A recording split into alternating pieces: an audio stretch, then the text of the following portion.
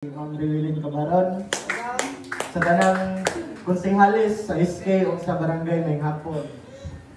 So, namatay na ba mong tanan unsay ipang hisgutan diri sa ato ang KK Assembly karon? Na. So, unsa may pasabot og KK? Nakay 100 diri.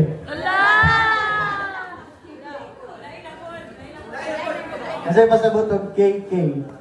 Ay, napod. Kisay ka ba yung KK?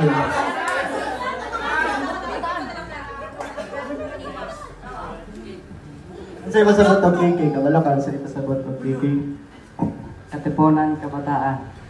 Tanunan. Tanunan. Ito.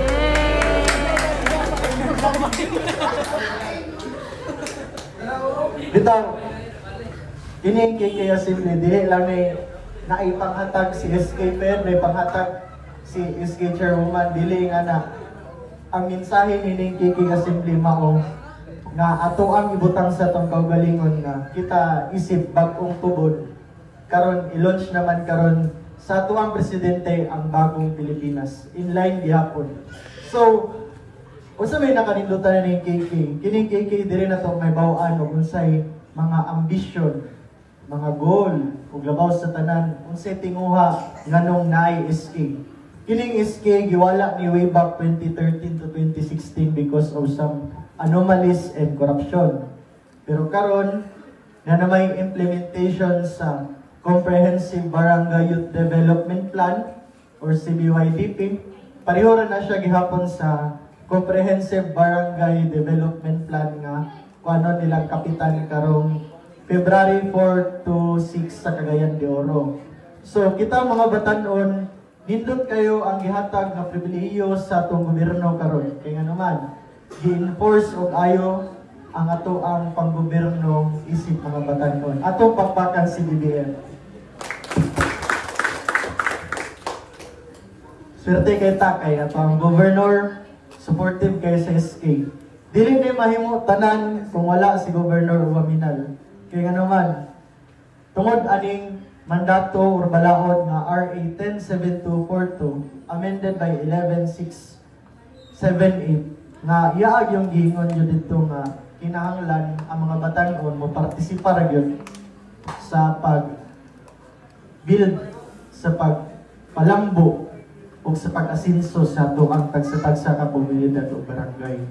Mo nga ako ang mensahe ninyo nga dili lang untana maayo lang sa liga ang tanang barangay, kung dili usab maayo ta labi na sa atong pagtabang sa atong SK Chairwoman, sa atong pagtabang sa atong barangay nila kapitan, ug mahimo tang maayong ehemplo, mahimo tang amigo sa tanan.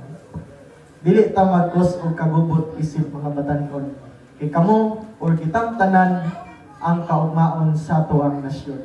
Mo na giingon ni Dr. Jose Rizal nato. Mao nga sa katapusan karon maginahinay na ba mo formalite sa CBYDP dili pa? Ay katong 10 centers no. Oh. Labi na ninyo mga batan-on. Gusto gyud nako nga mostorya mo og unsay gusto ninyo mahitabo sa inyong barangay, sa inyong SK. Nganoan? Because SK now or sangguniang kabataan tubod is not an authoritarian governance or dili authoritarian ang pagdala ni Ma'am Rewilin, kundi a consultative governance.